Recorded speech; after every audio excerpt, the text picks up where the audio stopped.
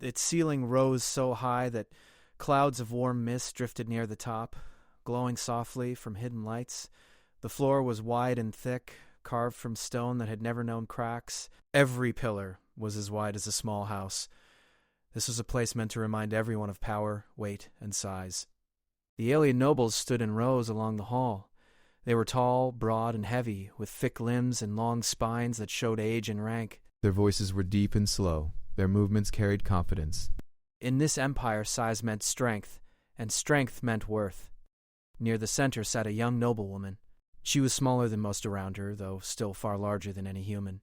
Her posture was straight, her expression calm, but her eyes moved often. She had learned long ago that watching was safer than speaking. She had not asked to be here today.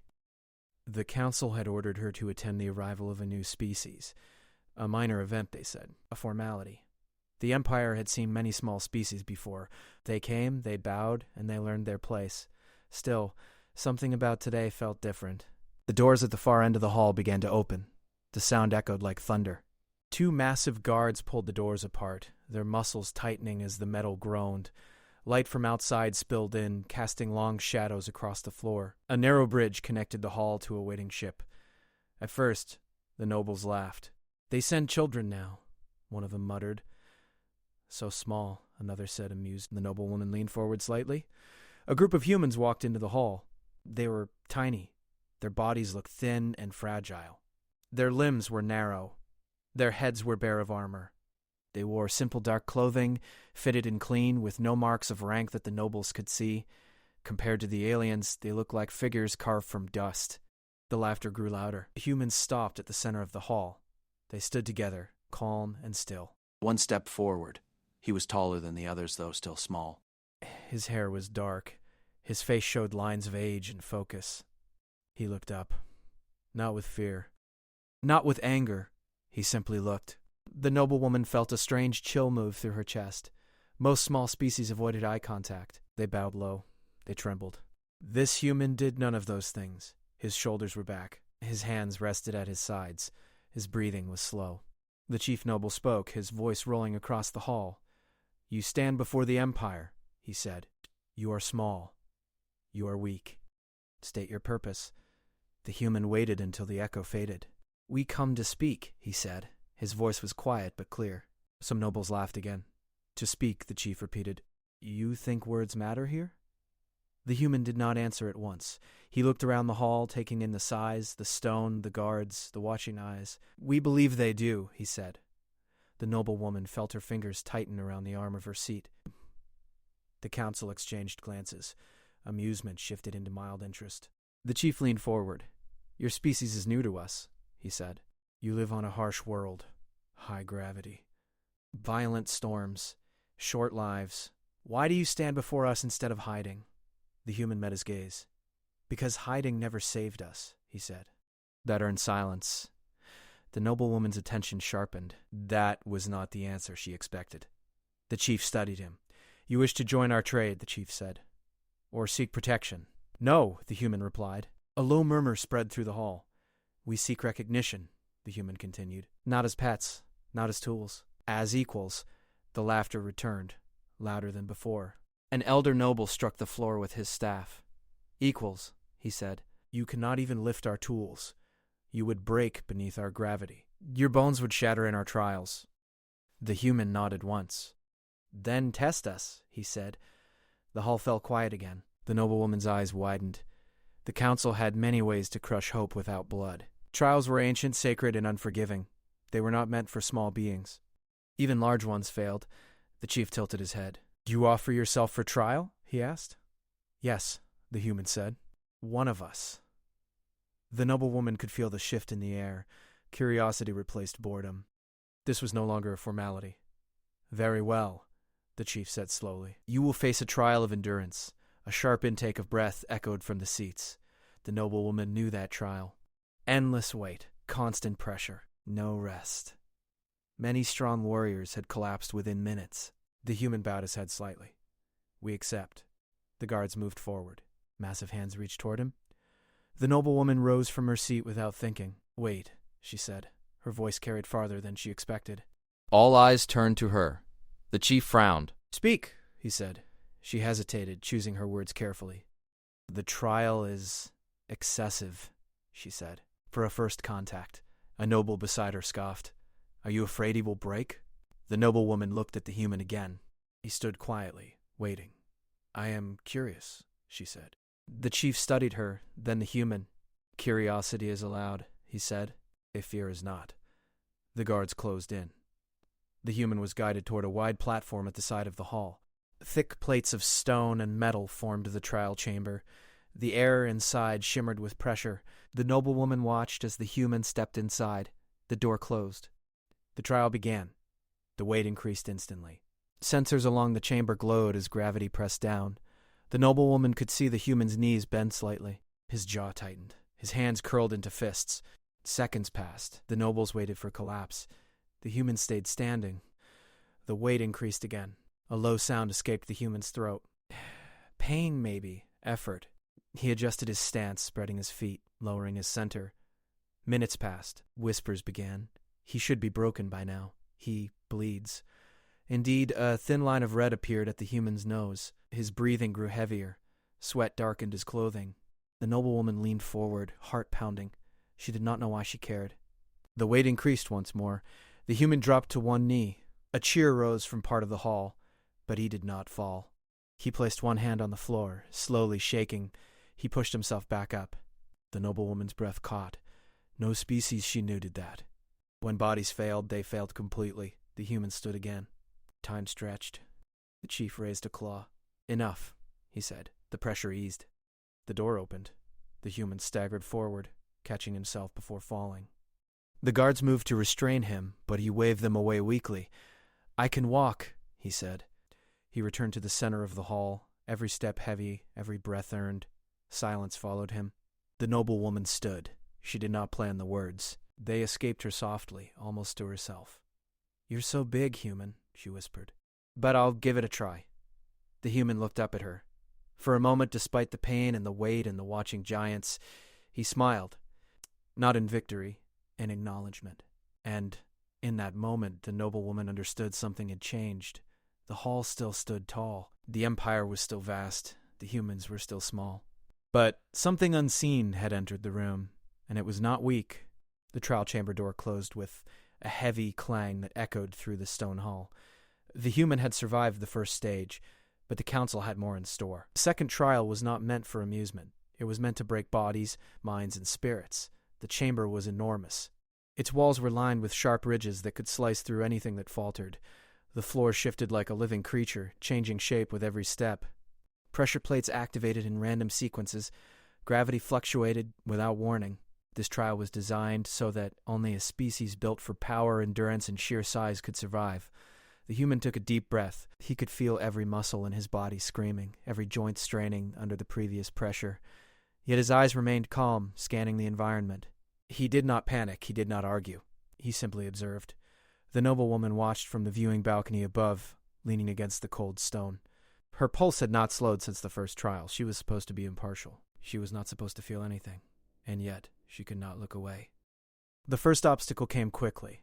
A massive stone slab dropped from the ceiling, angled perfectly to crush anything beneath it. The human did not flinch. He rolled to the side with a speed that seemed impossible for one so small. The slab crashed to the floor with a deafening roar, shattering stone and sending dust into the air. A group of nobles gasped. One whispered, "Impossible. No human could move so fast." Another shook his head, muttering about luck. The noblewoman frowned. Luck would not keep him alive for long. The floor shifted suddenly. Panels rose and fell like waves, each step threatening to knock him off balance. The human adjusted his weight carefully, moving slowly, deliberately. He used his small size to his advantage, squeezing between panels that were too close for anyone larger to pass. He was small, but he was not weak. The noblewoman found herself gripping the edge of the balcony. She realized that she had never seen such focus. Even the strongest alien warriors relied on size and power. They rarely needed skill or thought in the same way. Humans, she began to understand, were different. The trial intensified. Gravity increased in bursts. Walls moved inward, narrowing the chamber to a deadly corridor. The human kept moving, finding ways to push himself upward, sideways, sometimes even upside down to avoid the crushing walls. Every time the nobles expected him to fail, he found a way to survive. Pain began to show. Cuts appeared on his arms and legs. Bruises formed as he pressed against the shifting stone. His breathing grew heavy, loud enough that the noblewoman could hear it from her vantage point. She flinched with each gasp. The others above murmured in shock and disbelief. A spinning column rose from the center of the floor, large and sharp-edged, slicing the air. The human timed his movement carefully, ducking under it, then leaping over a small gap created by the floor plates. His hands brushed against the edges, leaving shallow scratches. Every move required complete attention. One mistake would mean instant death. The noblewoman's heart raced. She realized she had underestimated him, just as the others had. But it was not strength that allowed him to survive, it was his mind. He calculated, adjusted, and adapted faster than any alien could, and he did it calmly, without fear or complaint. The council watched in silence, their amusement gone. This human, they realized, might be dangerous not because he was strong, but because he was clever. He was patient. He endured what no one thought possible. Another obstacle appeared, a pit filled with spikes that could retract and shoot upward at any moment. The human approached it, studied the pattern, and then ran. He leapt across, landing on a narrow ledge, and rolled to avoid the spikes that erupted beneath him. The nobles gasped. Even the smallest error could have ended him, but he had anticipated it. Time passed slowly. Hours, perhaps? The noblewoman did not know. She had lost count. She only knew that every challenge seemed designed to crush him, and yet he kept going. She felt a strange mixture of fear and admiration. A sudden alarm rang. A part of the chamber floor shifted violently, opening a gap beneath him. The human's hands slipped on the stone, and for a moment it seemed he would fall into a deep, jagged pit. The noblewoman held her breath. But he caught himself. He hung from the edge with his fingers, muscles straining, and pulled himself up, landing safely. He did not stumble. He did not cry out. He stood, catching his breath, and continued forward as if nothing had happened. The council whispered among themselves. "He cannot keep this up," one said. No human could endure so much. Another shook his head. Perhaps he is different. Perhaps we do not understand their species at all. The noblewoman felt a rising tension in her chest. She had spent her life among powerful beings, relying on size and weight to dominate. She had never seen someone survive purely through willpower. She wondered if she had ever truly lived before seeing this human. The final test approached. A wall of spinning blades descended from the ceiling, moving faster and faster. The floor below began to collapse in waves, each panel tipping toward the deadly spikes below. There was no room for hesitation. The human ran. He dodged the first blade, rolled under the second, leaped over the third. His body was bleeding now, cut and bruised, but his movements were precise. He adapted to each change, finding paths that seemed impossible. The noblewoman could no longer look away. She whispered to herself again, though she did not intend anyone to hear. How does he do it? The blades came closer. One grazed his shoulder, cutting deeply. Another struck his leg, making him stumble. For a moment, the nobles thought he would fail, but he kept moving. He used every ounce of his body, every bit of thought, every instinct to survive. He reached the other side, collapsing only when the blades had passed. Silence filled the chamber. The nobles stared, speechless. Even the chief noble, who rarely showed emotion, looked at him with a mixture of awe and confusion. The human struggled to stand. His clothes were torn, his body covered in blood and sweat. His breathing was loud and ragged, but he held his head high. He had survived. The noblewoman felt her knees weaken. She had expected him to fall at every step. She had expected him to break under pressure, and yet here he was, standing in the center of the chamber, alive and unbroken. The door opened. Guards rushed in to assist him, though he waved them off. He took a deep breath and stepped out of the chamber. Every eye in the hall followed him. The noblewoman descended from her balcony, moving closer than any other observer dared. She did not know why she felt compelled to approach. Perhaps it was curiosity. Perhaps it was respect. The human looked at her. He did not smile, but there was a calm in his eyes that seemed stronger than any blade, any weight, any trial. "You are stronger than we imagined," she said softly. He nodded, acknowledging her words. "We survive," he said simply. The nobles began to murmur. Some were angry, some were confused, some were secretly impressed. But all had seen the truth. The human had faced trials no one expected him to survive, and he had done so without fear or surrender. The noblewoman felt a shift inside her. She had been raised to respect size, power, and authority. She had never seen strength like this before, not in muscle, but in will, and she realized that this human, so small and fragile in appearance, had something the Empire had never truly valued, the refusal to yield, even when every force pressed against him. The hall was silent again, the echoes of the trial still ringing in everyone's ears. The human had proven himself in a way that no one could ignore, and the noblewoman, watching him, whispered once more firmly this time, "You are big, human. Bigger than anyone imagined. I will learn from you." The humans were no longer just small visitors in the Hall of Giants. They were something new, something unexpected, something that could change the way the Empire thought about power, survival, and strength. The trial was over, but the story had only just begun. The human looked around the hall, bleeding and battered, and he did not bow. He did not smile. He simply stood. And in that stance, the noblewoman understood everything. The Empire could crush the body. It could bend the will. But it could not crush the human spirit. Not today. Not ever.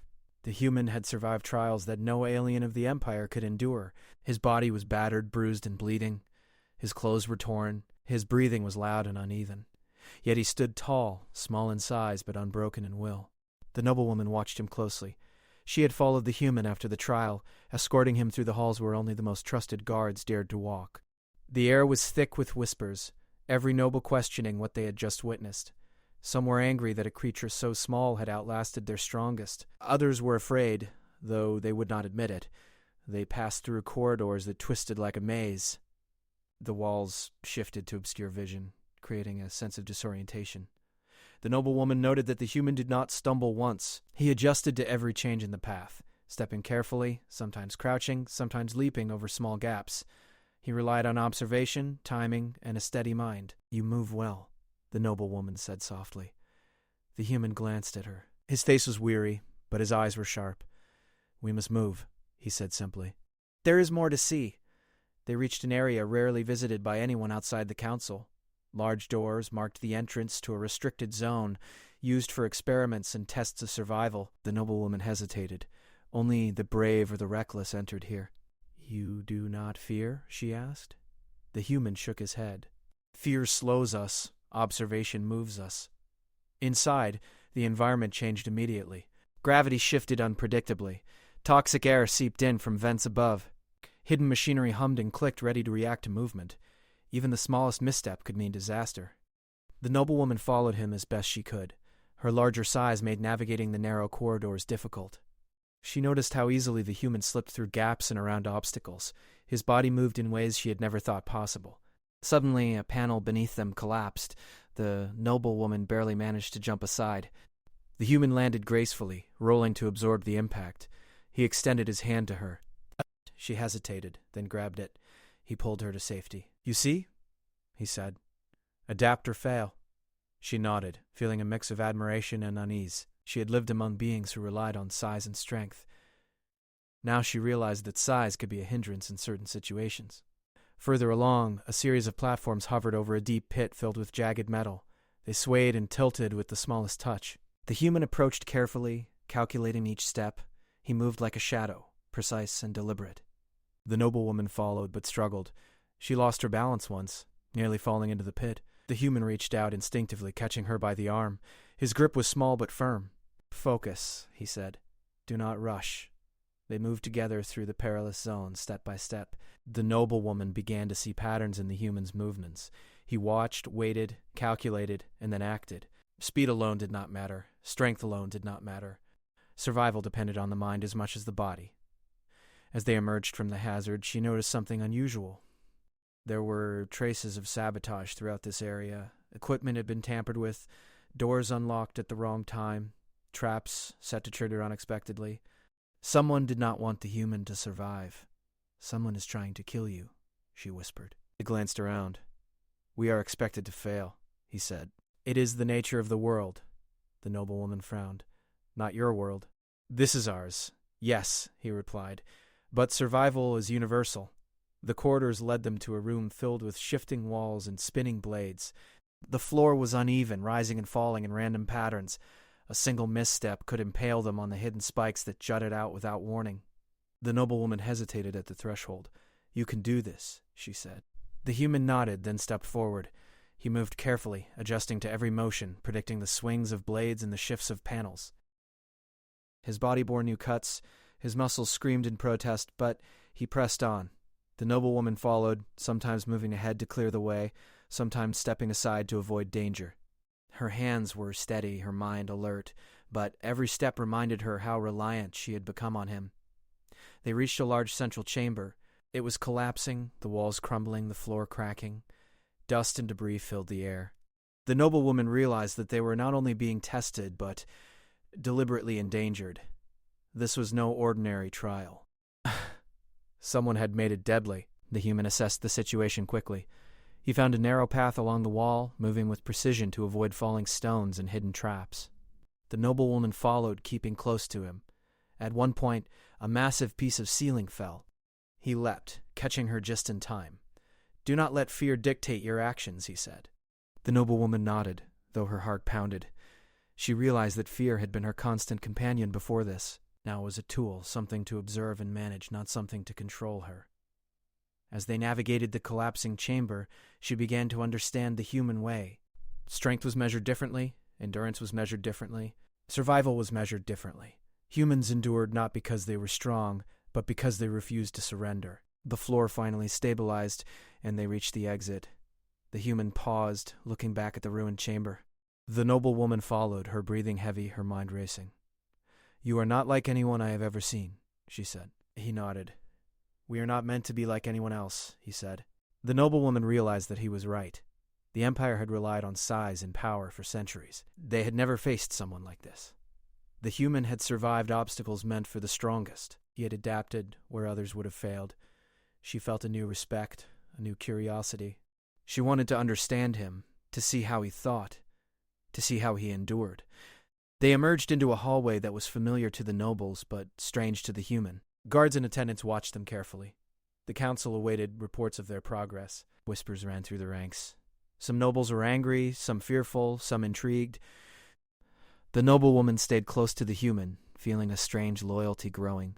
She had seen how small size could hide a giant spirit, and she was unwilling to abandon that truth. The human paused, looking at her. "You will need to choose," he said. "Stand with me or stand against me." She understood instantly. This was no longer a trial of strength. This was a test of judgment, of loyalty, of understanding. The Empire would not accept weakness nor hesitation. She met his gaze steadily. "I will stand with you," she said. The human nodded once. No words were needed beyond that. Together, they moved toward the council chambers, knowing that what awaited them would test not only their bodies but their minds, and perhaps the Empire itself.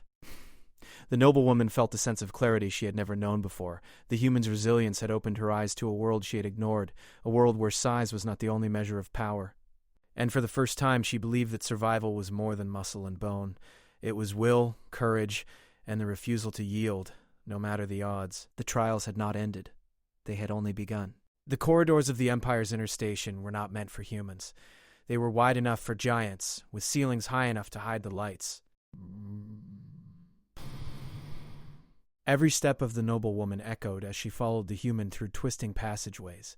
She was taller than him, stronger than him, and yet she moved carefully, matching his pace, learning from him. The human had survived the trials, but the dangers were not over. Someone, or some faction, had set the inner station to collapse. Systems were failing, doors jammed, and lights flickered. It was clear that these dangers were not accidental. They were traps designed to test, punish, or perhaps eliminate. The noblewoman's heart beat fast. She had been through controlled trials before, but this was chaos. Even the largest and strongest aliens had difficulty navigating these corridors. Yet the human moved confidently. His eyes constantly scanned for danger, his mind calculating each step. A panel beneath them shifted without warning. She stumbled, catching herself on the wall. He reached out instinctively, gripping her hand firmly and steadying her. "Watch the patterns," he said. "Don't rush. Move carefully." She nodded, feeling the truth of his words. The Empire had always taught that power meant strength, but strength without observation was useless. She realized now that humans had learned to survive by thinking, by watching, and by adapting. They turned a corner, and the passage narrowed. Pipes and cables hung from the walls, some sparking. A hiss of escaping gas filled the air.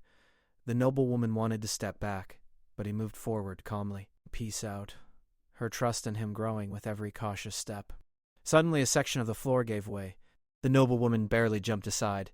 He landed gracefully, rolling and absorbing the impact. He extended a hand to her. She took it, allowing him to pull her to safety. They pressed onward. The inner station was vast, but each chamber presented new dangers. Spinning machinery, unstable platforms, and sudden drops made every step a calculated risk. The noblewoman began to notice a strange thing. The human did not panic, even when the dangers were immediate. His calm focus allowed him to act where others would freeze. In one chamber, a powerful wind system activated without warning. Sheets of force slammed against them, trying to throw them against walls lined with sharp metal. The noblewoman struggled to keep her footing. The human positioned himself ahead, holding onto a pipe and guiding her through the blasts. His body moved like water, bending and twisting to avoid the worst of the wind. "You adapt," she said, shouting over the roar. "We survive," he replied. Adaptation is survival. The noblewoman realized he was right. The Empire had relied on muscle and size, but these corridors favored agility, observation, and speed. She had underestimated him. She had underestimated humans. Further along, the walls began to close in, a trap meant to crush anyone too large or too slow. He timed his movements, sliding through gaps that would have trapped anyone bigger. She followed, squeezing through and almost scraping against the walls. Again, he reached out to steady her. They reached a chamber filled with fire vents that spouted unpredictably. Heat pressed against their skin. She gasped, stepping back instinctively. He studied the pattern, then moved forward with precision.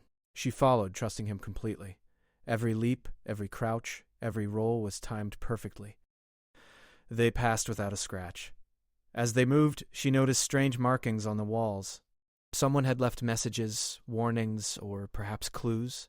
The human paused, reading them carefully. "These are traps," he said, "and warnings. Someone does not want us to succeed." Her stomach tightened. This was more than a trial, this was an ambush. Yet he did not hesitate. He guided her through each danger, teaching her without words, showing her how to observe, how to plan, and how to move with purpose. A sudden rumble shook the station. Parts of the ceiling collapsed, sending debris crashing down. The noblewoman froze. He lunged forward, pulling her out of the path just as stones fell where she had stood moments before. "You must trust me," he said calmly. "I do," she replied, heart still racing. The corridors grew more unstable. Gravity fluctuated wildly, panels of the floor tipping and shifting. In one area, she nearly fell into a pit of spikes. He grabbed her arm, pulling her back. They moved together, step by careful step, until the danger passed. Hours, or perhaps minutes, she could not tell, passed. Their progress was slow but deliberate. Each obstacle tested not only their bodies, but their minds. She realized that humans survive not by being the strongest, but by refusing to fail. Finally, they reached the center of the collapsing sector. The floor was gone in several places. Machinery hung from the walls, sparking and threatening to fall. Dust and smoke filled the air. The noblewoman felt panic rising. He did not. He studied the room, measuring distances, testing surfaces with his hands, calculating every possible path. She followed his lead, learning instinctively how to navigate the dangerous space. At one point, a massive piece of machinery began to fall toward them. She froze, but he moved instantly. He grabbed her hand and ran, jumping over the falling metal just in time. The force of the impact sent both of them sliding across the floor. She lay on the ground, chest heaving, and looked at him. He was bleeding, his clothes torn, his body exhausted, but his eyes remained focused. "Humans endure," he said simply. She nodded. She had begun to understand something she had never seen before. Humans were fragile in appearance, yes, but their strength lay in their persistence, their mind, and their will to survive. They reached the final passage of the sector. The machinery shifted one last time, blocking most of the exit. The noblewoman felt hopeless. He did not. He studied the space, then moved forward. She followed, mimicking his movements. Together they squeezed through the tight gap, emerging finally into a safe corridor. She collapsed against the wall, breathing heavily. He stood beside her, bruised and battered, yet unbowed. She looked at him, awe in her eyes. "You are not just strong," she said softly. "You are unbreakable." He shook his head. "We are not unbreakable. We endure. That is what matters." The noblewoman realized the truth in his words. The Empire could crush bodies. It could impose strength, but it could not crush the human spirit, not when humans refused to yield. She helped him to a bench. He sat, breathing heavily, but his eyes scanned the hall, as if already preparing for the next challenge. The noblewoman understood that their journey through the station had changed everything. The human had not only survived, but he had taught her, without words, a lesson the Empire had forgotten. Strength was not always measured in size, and as they caught their breath, she knew one thing for certain. She would stand with him no matter what the Empire demanded. Together, they had faced impossible dangers. Together, they would face whatever came next. The station may collapse around them. The Empire may try to break them, but they had survived the impossible, and they would survive what came next. The noblewoman looked at the human, and for the first time she felt that humans were not just small creatures in a vast empire. They were something greater. They were survivors. The council chamber was vast and silent. The human and the noblewoman entered together, their steps echoing off the high stone walls. Every noble in the room watched them carefully. Some faces were angry, some curious, some afraid. They had expected to see a broken creature after the trials. Instead, they saw a human standing tall, bruised and battered, yet unbowed. The chief noble rose from his seat. His claws tapped on the table, a sharp sound that commanded attention. "You have survived the trials," he said. "We expected failure. We expected humiliation. Instead, you stand before us. Explain yourself. Why should your species be recognized by this empire?" The human did not flinch. He stood calmly, surveying the council. "We are not asking for recognition out of fear or submission," he said. "We ask to be seen as we are. Small in size, perhaps, but capable of endurance, thought, and adaptation. We survive because we refuse to surrender, not because we dominate by strength." A murmur ran through the nobles. Some shook their heads. Others exchanged uncertain glances. The noblewoman stepped forward slightly. "He speaks truth," she said. "I have seen it with my own eyes. The human endured what no alien could survive, not because of muscle, but because of will, skill, and observation." An elder noble scoffed. "Will does not win wars. Strength does. You survive trials meant for entertainment, not judgment. This does not make your species equal to us." The human nodded. "Perhaps strength alone does not define equality," he said. "Perhaps endurance, intelligence, and courage matter as much. We have faced impossible odds, and we have survived. That is our measure." The chamber grew quiet. The nobles realized that they had underestimated humans. Their arrogance had blinded them to the possibilities of a species built for survival, not dominance. One noble, a tall, broad figure with eyes like molten metal, stood. "There are rumors," he said. "Rumors that the trials were tampered with, that someone did not want your survival. Is this true?" The human looked at the noblewoman. She nodded once, and he spoke. "Yes. The inner sectors were sabotaged. Traps were set to ensure failure. Yet we adapted. We endured. We survived because we had no choice but to adapt." Gasps echoed in the chamber. Some nobles whispered among themselves. Sabotage was dangerous. It implied fear, even hatred, toward a species small enough to be dismissed. The chief noble leaned forward. "If what you say is true, then not only did you survive the trials, but you also survived the deliberate attempts to destroy you. This is remarkable." "Yes," said the human. "But it is not just survival that matters. It is understanding. We can offer knowledge, cooperation, and strategy. We do not seek to dominate. We seek to endure together, to grow stronger alongside others, to share our skills and experiences." The chamber fell silent. Some nobles looked at each other in disbelief. The human's words were simple, but they carried weight. The empire had long relied on size and force to define its place. Now a small species claimed strength of a different kind, and the council did not know how to respond. The noblewoman stepped closer. "Your strength is measured differently," she said. "Humans do not need to be large to be powerful. Their minds, their resilience, and their determination make them giants in ways we have not valued." Another noble rose, his voice low and tense. "And if we reject them, if we see them as weak, they could still survive, and in time they could become a threat." The human nodded. "That is possible. But cooperation is stronger than fear. We offer partnership, not conquest. We offer understanding, not obedience. We endure, yes, but we also adapt, and we adapt together or not at all. A long silence followed. The chamber weighed his words. Some nobles felt unease. They had thought the human's small size meant he could be controlled. Now they saw that he could not be controlled. Not by size, not by force, not by fear. The chief noble's eyes narrowed. "You offer a choice," he said. "A chance for alliance instead of conflict. A chance to change the Empire's thinking. But this is dangerous. Your species could inspire rebellion. Your endurance could challenge centuries of belief." "Yes," the human said, "that is why we speak now. Not as enemies, not as conquerors, but as survivors. Small in form, but strong in will." The noblewoman could see the council shifting.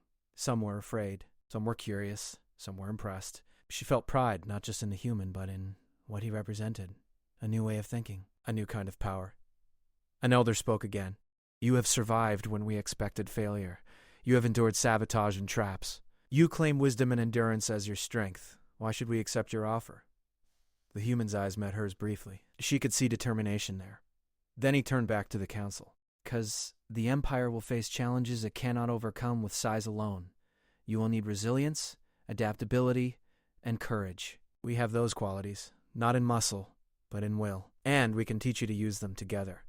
The chamber was silent for long moments. The chief noble studied him carefully.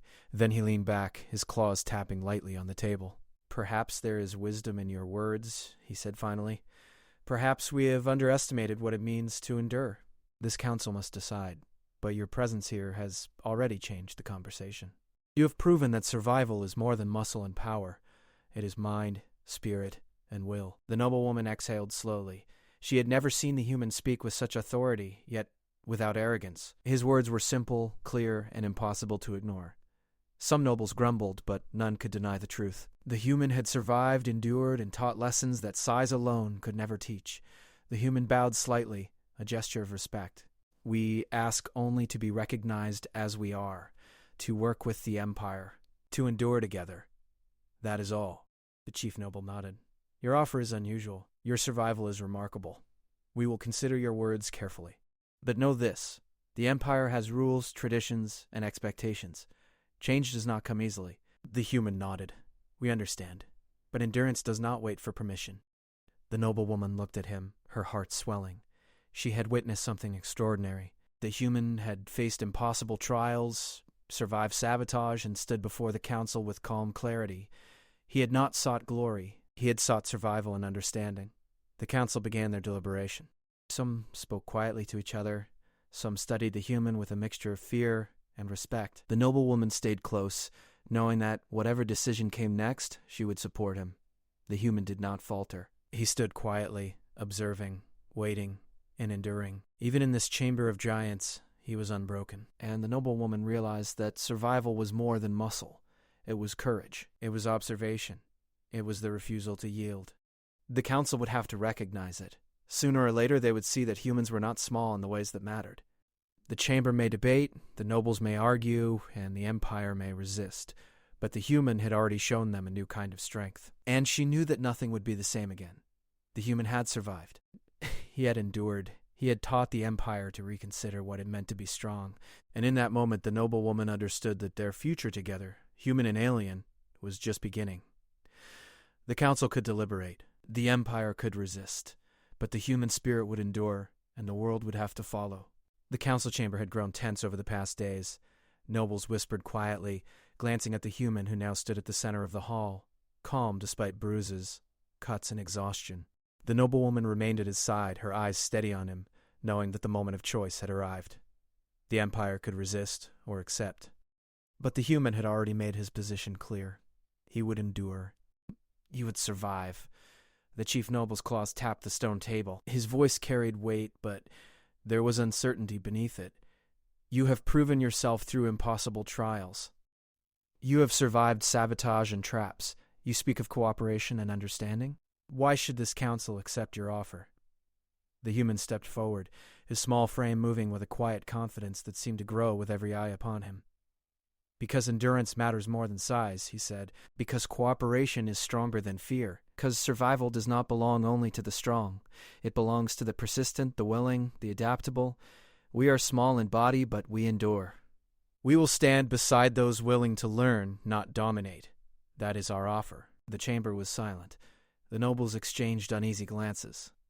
Some were angry that a species so small dared speak of equality. Some were afraid, though they would not admit it. And some were intrigued, though they hid it behind careful expressions. The noblewoman's voice broke the silence. He speaks the truth. I have seen it. Strength is measured differently now. Humans endure what giants cannot. Their minds, their observation, their refusal to yield. They are powerful in ways we have ignored.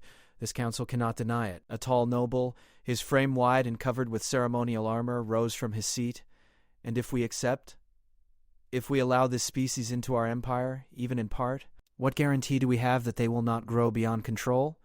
That their persistence will not become a threat? The human's eyes met the noble one's briefly. She saw the calm certainty there. Then he addressed the council again. We are not here to dominate. We are here to survive, to endure, and to grow alongside those willing to cooperate. Our strength is in persistence and understanding. If you resist, you will see only part of what we can offer. If you work with us, you will gain more than strength. You will gain insight, adaptability, and survival. Murmurs ran through the council. The argument was not about size anymore. It was about understanding. The empire had built itself on power, on intimidation, on muscle. Yet here was a species small in body, standing taller in will and mind than many of its largest adversaries. The chief noble leaned back, his eyes narrowed. You speak boldly for one so small. You claim wisdom, endurance, and cooperation as your weapons. And yet you are not armed, nor are you imposing. What do you expect us to gain from this partnership? The human's voice was calm, steady. You gain survival. You gain perspective. You gain a species that has learned to endure what no empire expects. You gain the understanding that strength alone does not rule the universe. You gain partners who will not yield to fear and who will teach resilience in return. The noblewoman watched as the chamber shifted. The murmurs grew quieter. Some nobles who had been defiant now looked thoughtful. Perhaps there was truth in what the human said. Perhaps the empire had overlooked something essential. An elder spoke softly. Your people survived disasters no one else could. You adapted to dangers that should have destroyed you. You endured when failure was certain. That is true strength, though not as we usually measure it. Why should we trust that this strength will serve the empire, not undermine it? The human's gaze swept the room. Trust is earned through action, not fear, he said. We have shown endurance. We have shown adaptability. We have shown willingness to cooperate without domination. If you accept us as we are, the Empire will gain allies capable of surviving any challenge, not just those that can crush with size. The council deliberated quietly. Some spoke to each other in low tones. Some stared at the human, reading his every movement. The noblewoman felt a tension in the room she had never known. This was not a trial of body anymore. This was a test of judgment. The chief noble finally spoke again. The Empire will not change easily. Tradition, hierarchy, strength, they are ingrained, but you have forced us to reconsider. Perhaps we have measured power too narrowly. Perhaps we have ignored the endurance of will, the strength of adaptability. The human nodded. It is not enough to dominate, he said. Survival requires flexibility. Strength alone does not endure. It is the mind, the spirit, and the refusal to yield that endure. That is what we offer. The nobles were caught between fear, awe, and curiosity. The noblewoman could feel the shift in the air. The Empire would not accept the offer easily. Some would resist. Some would doubt. But the seed had been planted. The chief noble's eyes softened slightly. We will consider your words carefully, he said. But know this. The Empire is vast and slow to change. Your presence has altered its thinking, but the path ahead will not be easy. The human inclined his head. We understand. We endure, yes. But we do not wait for permission to survive. We act when necessary, and we learn when possible.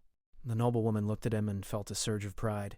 He had survived impossible trials, endured sabotage, and faced the council with calm authority. He had shown that humans were small in body but immense in will. The council murmured, some nodding reluctantly. Some still resisted, but none could deny the human's impact. The chambers of the Empire had never witnessed such a display of endurance, courage, and calm authority from a species so small. The human turned to her briefly. She understood the message without words. They had faced trials together, survived chaos, and stood before a council that had underestimated them. Now, they had changed the conversation. The chief noble spoke again, addressing both the human and the noblewoman. You have survived. You've endured. You have spoken of cooperation and understanding. We will deliberate on the Empire's response, but your presence here has proven something undeniable. Size is not the only measure of strength. You have changed the Empire, whether it wishes to accept it or not. The human's expression remained calm, but the noblewoman saw a spark of satisfaction. It was not arrogance. It was recognition of a truth the Empire had ignored. You have survived, she said softly, and in doing so, you have shown the way forward. He nodded once. Survival is not enough, he said. We endure. We teach. We learn. That is the path forward. The council began to deliberate in private, their voices fading into murmurs. The human and the noblewoman stood together, battered and tired but unbowed. Outside, the Empire waited, vast and powerful, yet about to face a truth it had long ignored. The noblewoman finally whispered, louder this time. You are not just small, human. You are a giant in ways they cannot measure. He looked at her and nodded. We are small in body, he said, but we endure. That is what matters. The Empire had seen humans survive trials no one believed possible. It had seen them adapt, endure, and remain calm in chaos, and it had seen the unbreakable spirit that refused to bow. The council could decide, the nobles could resist. The Empire could argue, debate, and delay. But one truth was clear. Humans were not small in the ways that mattered. They were enduring, adaptable, and strong in spirit. And in the silence of the chamber, the noblewoman knew that everything had changed. The Empire would never see strength the same way again. The human had survived. The Empire had been challenged. And the path forward, uncertain though it might be, would forever carry the mark of human endurance. The story had reached its conclusion, but the future, the trials, the alliances, the survival, had only just begun. The human stood quietly, calm and steady. The noblewoman stood beside him, unafraid. Together, they had faced impossible odds, survived, and changed the Empire forever. And in that moment, the small became more than small. They became giants.